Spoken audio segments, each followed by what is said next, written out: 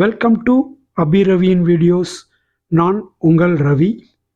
இந்த வீடியோவில் electronics part 74 555 ஐசியை பயன்படுத்தி ஒரு சிம்பிளான ஒரு பல்ஸ் வித் மாடுலேஷன் சர்க்கியூட்டை எப்படி பண்ணலாம் அப்படிங்கிறத பற்றி பார்க்கலாம். வாங்க வீடியோக்குள்ளே போகலாம். இதுதான் அந்த 555 ஐசியுடைய சர்க்கியூட்.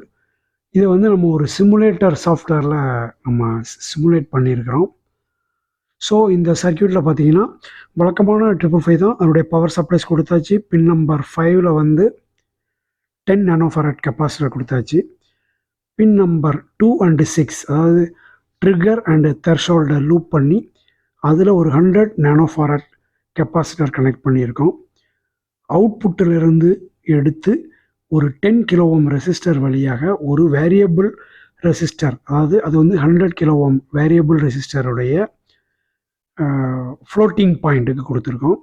அதுலேருந்து டயோடை 2 விதமாக, அதனுடைய 2 டெர்மினல்லையும் 2 விதமாக மாற்றியிருக்கோம். மாற்றி அந்த டயோடை ஒரு இதில் ஃபார்வர்ட் பயஸ் ஆகிற மாதிரி, இன்னொன்று ரிவர்ஸ் பயஸ் ஆகிற மாதிரி அந்த டயோடை மாட்டி அதை 2 லூப் பண்ணி இந்த தெர்ஷோல்டு ட்ரிகருடைய பாயிண்ட்டுக்கு கொடுத்துட்டோம்.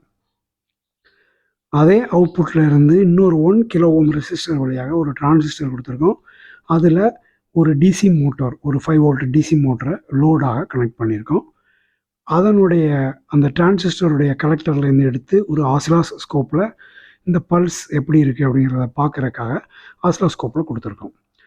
இப்போ பார்த்திங்கன்னா இந்த சர்க்கியூட் ஒர்க் பண்ண ஆரம்பிச்சதுன்னா இந்த சர்க்கியூட்டில் இந்த டயோடு 2 விதமாக கொடுத்துருக்கோம். ஒன்று ஃபார்வேர்டில் கொடுத்துருக்கோம். அதாவது லெஃப்ட் சைடில் இருக்க டயோடு சார்ஜிங் டயத்தில் இந்த 100 நானோஃபாரட் கெப்பாசிட்டர், அந்த டைமிங் கெப்பாசிட்டர் சார்ஜிங் டயத்தில் அதன் வழியாக கரண்ட் போகும். அதே இது டிஸ்சார்ஜிங் டயத்தில் என்ன பண்ணணும்னா இந்த ரைட் சைடில் இருக்க டயோடு வழியாக அந்த வோல்டேஜ் டிஸ்சார்ஜ் ஆகும். இந்த ரெண்டுமே இந்த அவுட்புட் 5 வோல்ட்டில் இருக்கிறப்ப இது சார்ஜ் ஆகிற மாதிரியும், அவுட்புட் 0வாக இருக்கிறப்ப டிஸ்சார்ஜ் ஆகிற மாதிரியும் இந்த சர்க்கியூட் ஒர்க் பண்ணிகிட்ருக்கும். ஸோ இப்போ நம்ம இந்த சர்க்கியூட்டை ஆன் பண்ணி பார்க்கலாம். பார்க்குறப்ப பார்த்திங்கன்னா இப்போ நம்ம ஆன் பண்ணிட்டோம். இப்போ பாருங்கள் இந்த மோட்டர் ரன் ஆகுது. இப்போ அந்த இந்த பொட்டன்ஷியோமீட்டர் இப்போ சென்டரில் வச்சுருக்கோம். அதை 2 பக்கமும் நம்ம அட்ஜஸ்ட் பண்ணுறோம். அட்ஜஸ்ட் பண்ண அதனுடைய ஸ்லைடரை அட்ஜஸ்ட் பண்ணுறப்ப பாருங்கள் இந்த பல்ஸுடைய விட்த்து கூடி குறையுது. இந்த பாசிட்டிவ் டியூரேஷன் எப்படி இருக்குன்னு பார்த்தீங்கன்னா இந்த சார்ஜிங் டயத்தில் உள்ள வேல்யூ, அந்த ரெசிஸ்டர் வேல்யூக்கு தகுந்தாற்போல் பாசிட்டிவ் டியூரேஷன் அதிகமாகவும் நெகட்டிவ் டியூரேஷன் அதிகமாக இருக்குன்னா இந்த சைடில் இருக்கிற ரெசிஸ்டர் வேல்யூக்கு தகுந்தாலும் நெகட்டிவ் டியூரேஷன் அதிகமாக இருக்க மாதிரி இது இப்போ ஒரு அஸ்டேபிள் மல்டி வைப்ரேட்டராக ஒர்க் பண்ணுது. என்னுடைய பல்ஸ் வித்தும் மாறிக்கிட்டு இருக்கு. இப்படி தான் ஒரு பல்ஸ் வித் மாடுலேட்டர் ஒரு 555 ஐசியை பயன்படுத்தி சிம்பிளாக பண்ணிக்கலாம். இந்த சர்க்கியூட்டில் என்னென்னா அந்த ஃப்ரீக்வன்சி பாருங்கள், அது குறைவான ஃப்ரீக்வன்சி 44, அதிகமான ஃப்ரீக்வன்சி 88. ஸோ 40லேருந்து 90 வரைக்கும் உள்ள ஃப்ரீக்வன்சி ரேஞ்சில் அந்த பல்ஸ் விட்டு மாறுறதோட ஃப்ரீக்வன்சியும் சேர்ந்து மாறுது.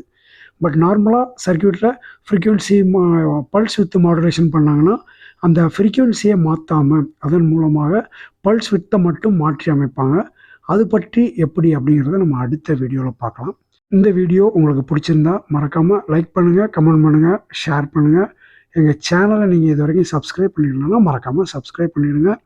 Thank you for watching Abhiravian videos. Thank you very much.